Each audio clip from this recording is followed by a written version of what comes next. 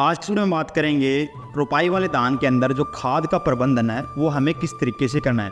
खाद के प्रबंधन को हम इस अंदाजे से देखें कि हमारे धान के अंदर जो कल्लों का विकास है वो अत्यधिक हो, और साथ में हम जो मेजर कारण है यानी कि जो मेन रीज़न है कि हमारे धान के जो पौधा है वो कल्ले या फिर जो टिलर्स है जो शाखाएँ हैं वो क्यों नहीं बना पाता है। कल्ले बनाने के लिए काफ़ी सारे जो फार्मर है एक्स्ट्रा ग्रोथ के लिए जितने भी टॉनिक वगैरह आते हैं उनका भी प्रयोग करते हैं, लेकिन फिर भी उन्हें जो खास जो रिजल्ट है वो देखने को नहीं मिलता।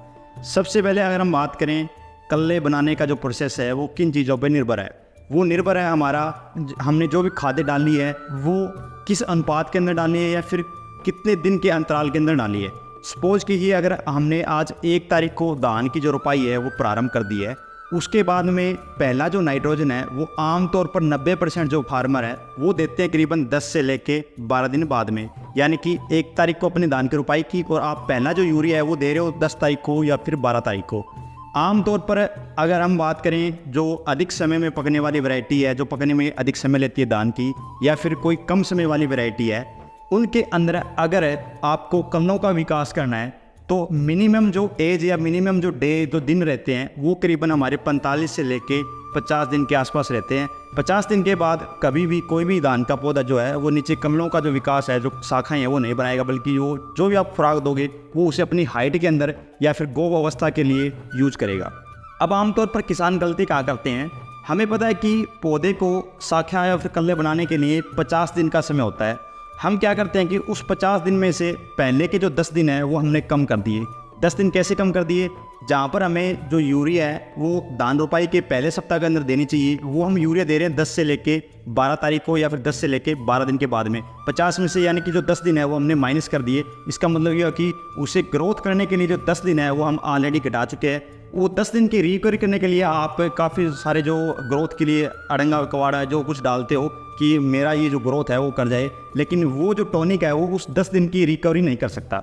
अब हम बात करते हैं कि खादों का जो प्रबंधन है वो हमें किस तरीके से करना है। जिन भी किसानों के यहाँ पौधे सूखने वाली समस्या आती है या फिर पौधे चलने की समस्या आती है उन किसानों से विनती है, वैसे तो सभी तरह के जो किसान है वो ये फॉर्मूला अपना सकते हैं। आप जब भी कद्दू कर रहे हो यानी कि जब भी आपने धान रोपाई के लिए खेत की तैयारी कर रहे हो तो 30 किलोग्राम जो नाइट्रोजन जो यूरिया है वो आप छिड़काव कर दें। उसके बाद में आपने जो धान रोपाई है वो करवाना है। इस 30 किलो जो यूरिया है इसको आप भूल जाना डाल करके, इसे हम खाद के अंदर नहीं डालेंगे। ये हमारी प्रिपरेशन होती है कि हमारा जो पौधा है वो जल्दी हरा भरा हो, जो जड़ें हैं उनको जल्दी खाना मिले। सपोज करो अगर हमने 1 तारीख को धान की रोपाई की है, अगर कोई किसान साथी, मैं आपको यहाँ पे 3 बैग यूरिया का जो शेड्यूल है वो बता रहा हूँ, अगर कोई किसान साथी 4 बैग यूरिया डालते हैं तो उस हिसाब से आप उन्हें जो मल्टीप्लाई है वो कर सकते हो। 3 बैग यूरिया का जो टोटल वजन है 45 किलोग्राम का अपना यूरिया का जो बैग है वो आता है। 3 बैग का जो वजन है वो करीबन 135 किलोग्राम हो गया। अब इस 135 किलोग्राम को आप 4 हिस्सों के अंदर डिवाइड कर लो। एक जो हिस्सा है वो यूरिया का करीबन 33 किलोग्राम, कुछ जो भाग है वो निकल के आएगा। हम 33 किलोग्राम को मान रहे हैं। अगर कोई किसान साथी 4 बैग को डाल रहा है तो उसके जो 4 हिस्से हैं वो कर सकते हैं। मैं आपको 3 का जो शेड्यूल है वो बता रहा हूँ। कद्दू के अंदर हमने जो यूरिया डाला है 30 किलोग्राम, उसे हमें नहीं लेना, उसे आप भूल जाओ।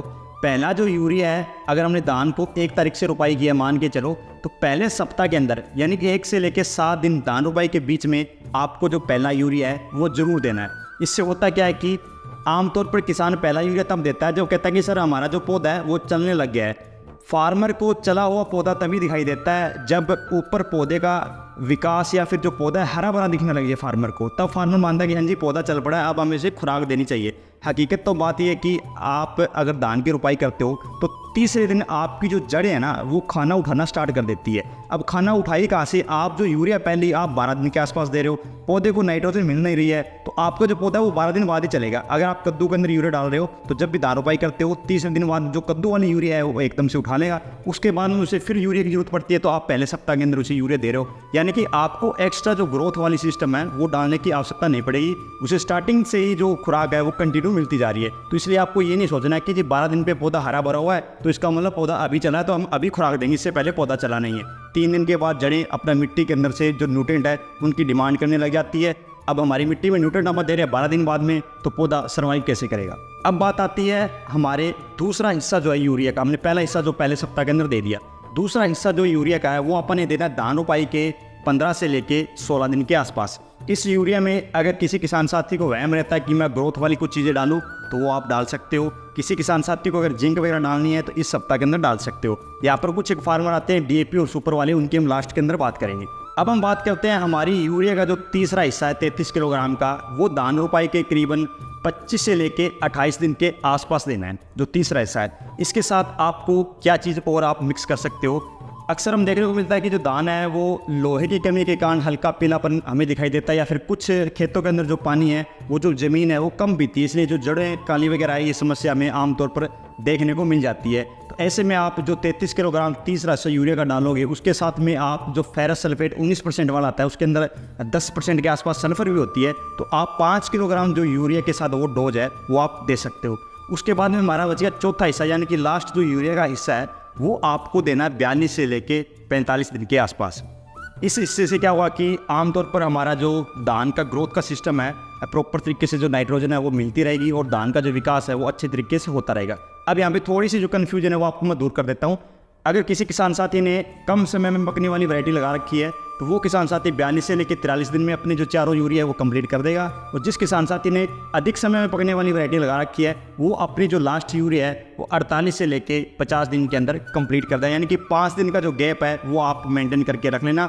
यानी कि जब पहले सप्ताह में दे रहे हो तो लॉन्ग टर्म वाले जो वैरायटी वाले बंदे हैं वो 8 दिन पे दे देना, जहाँ पर हम दूसरे यूरिया 15 से 16 दिन पे दे रहे हैं। जो अधिक समय में पकने वाली वैरायटी है वहाँ पे आप 18 से 19 दिन में देना। यानी कि आप ये जो गैप है वो आप अच्छे तरीके से मेंटेन कर सकते हो। अब बात आती है जहाँ पर हल्की ज़मीनें हैं या फिर जो पानी हल्के है, तो वहाँ पर मजबूर किसान को सुपर या फिर DAP जो है वो डालनी पड़ती है। तो सुपर या DAP आप कद्दू के अंदर भी डाल सकते हो, या फिर पहले सप्ताह के अंदर यूरिया देते हो उसके साथ भी आप 30 से लेकर 40 किलोग्राम जो DAP है वो डाल सकते हो, या फिर 2 बैग जो सुपर के है वो डाल सकते हो। लेकिन जिंक जो आपकी है वो फिर तीसरी जो यूरिया की डोज है, तीसरा हमारा जो यूरिया करीबन 25 से 26 दिन के आसपास आपने जो तीसरा यूरिया है वो बताया था, तो जिंक आपको उस समय डालनी है, ना कि आपको दूसरे यूरिया के साथ डालनी है। क्योंकि जिंक और जो अपनी DAP है, फॉस्फोरस है, वो आपस में मिल करके जिंक फॉस्फेट बना लेती है। यानी कि एक हार्ड सॉल्यूशन बन जाता है, जो कि हमारा जो पौधा है ना तो जिंक को ले पाएगा और ना ही DAP को ले पाएगा। तो आपको DAP अगर डालनी है तो जिंक की जो डोज है वो आप तीसरी यूरिया के अंदर कन्वर्ट कर देनी है, दूसरी यूरिया में आपको जो जिंक की डोज है वो नहीं देनी है। मेरे हिसाब से वीडियो काफ़ी लंबा हो चुका है। अगर अभी आप फार्मर इंटरेस्ट भी कर रहे हो तो अच्छी बात है।